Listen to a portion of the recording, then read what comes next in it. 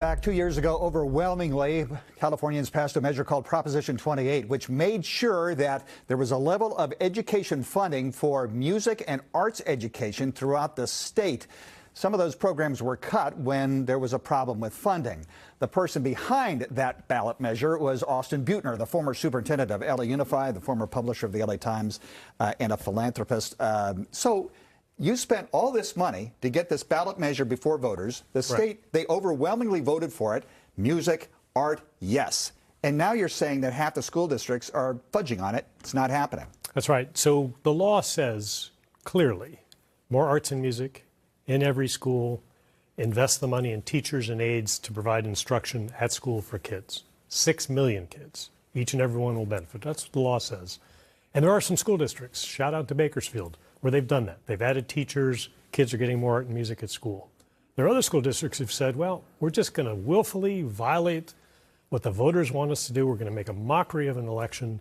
We're just going to do what we want with the money. And we're going to replace existing programs with that money. We're just going to backfill, use it for something else. That's not what the law says. So instead of increasing, they take the money away from music and arts and say whatever funding came from this program goes to that. Right. We bring a gift to schools for kids and they say, well, thanks for the gift, but we're going to do something else with it. We're just going to pass it out and take it home. And LA Unified's doing that? Prime offender. Really? Yeah. So they've gone to schools, let's say, that had a teacher, arts teacher for 2 days a week. Okay. And they've said, you want to keep that teacher, use your Prop 28 money. So you wind up with start at 2 days a week, end at 2 days a week. It's supposed to go from 2 days a week to 5 days a week. That's what Prop 28 is meant to do. You knew this was going to happen. Well, come on, we knew. I mean, that's what school districts do. They shouldn't. The law is clear. The California Supreme Court has ruled on this before and says a law is what it says it is. What we did not do is write a 4,000-page guide of all the things that you can't do. We wrote a simple law which says you must do this. More arts and music at every school. Don't use the new money to pay for an existing program. Add. That's plain language. I think every one of your viewers would understand that. Right. So back up. Give us 30 seconds as to why the voters passed this, why in your heart arts and music is so essential to education. Sure. If you go to a school as I did, I went to hundreds of schools as superintendent. And I didn't view my job as the head teacher or the head principal. My job was to make sure teachers, everybody working at that school had what they needed. On the way out, I'd always ask, what more can we do? What can I do to help you? And sometimes it was a leaky roof, sometimes it was head lice, sometimes it was new math textbooks, but always the top three was more arts and music. And at root cause, it's a funding issue. There's not enough money. Barely 1 in 5 public schools had a full-time arts teacher. So I said, all right, well, let's go to the voters. If we can do this without raising taxes and bring more money to a school for arts and music at that school, I think the voters are going to like it. And they did, because we all know you've got a story, I've got a story. I was a shy kid, family moved a bunch, invited to a music class. I found my group. I found agency. I could play in front of hundreds of people, thousands of people before I could speak in front of tens. But it started in that music class when I found my group. And that's what arts and music can do for every kid. Right. You made the argument that it's fundamental to reading and writing and the fundamentals. Correct. It actually keeps kids in school. It's the glue that holds a good education together. It brings kids to school. Social and emotionally, they are better. It activates the same pathways in the brain for literacy, math, critical thinking. Someday they'll work at NBC someday because they've got the right training.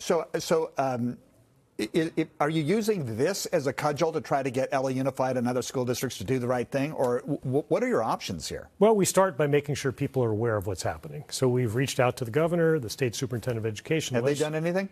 We're in discussions with them now to say, lean into this. Let's make sure that the law the voters overwhelmingly passed is implemented with fidelity. That's the first step.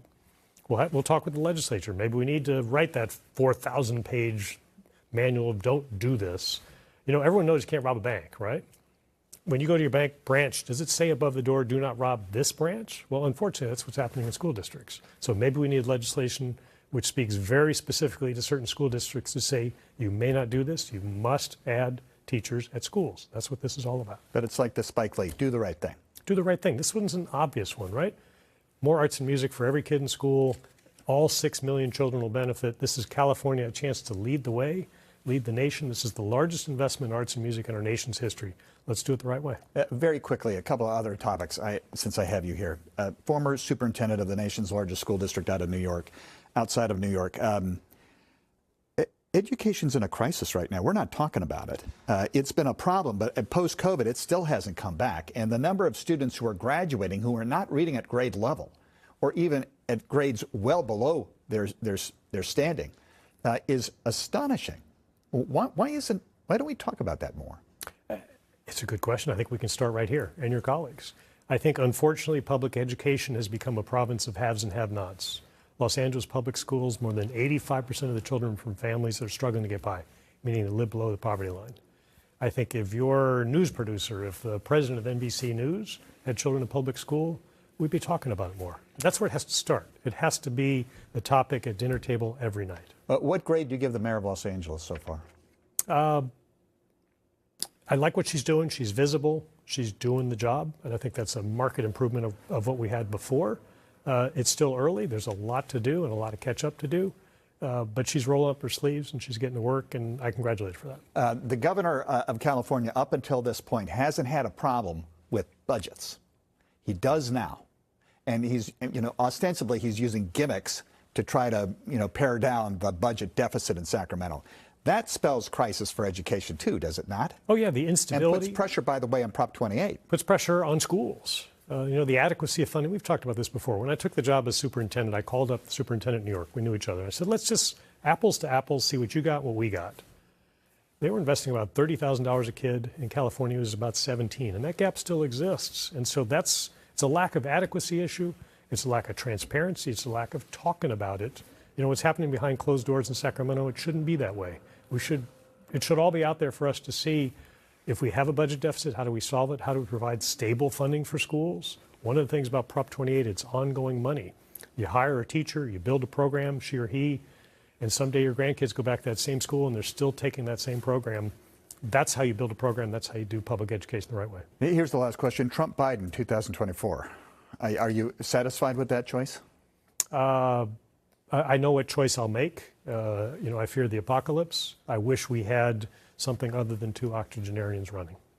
Austin Beutner, always a pleasure. Thank you very much for coming. I wish you the best of luck on Prop 28. Any more ballot measures on the horizon for you at all? Well, let's get this one done right first. Okay. Thank you. We'll have some final comments after this.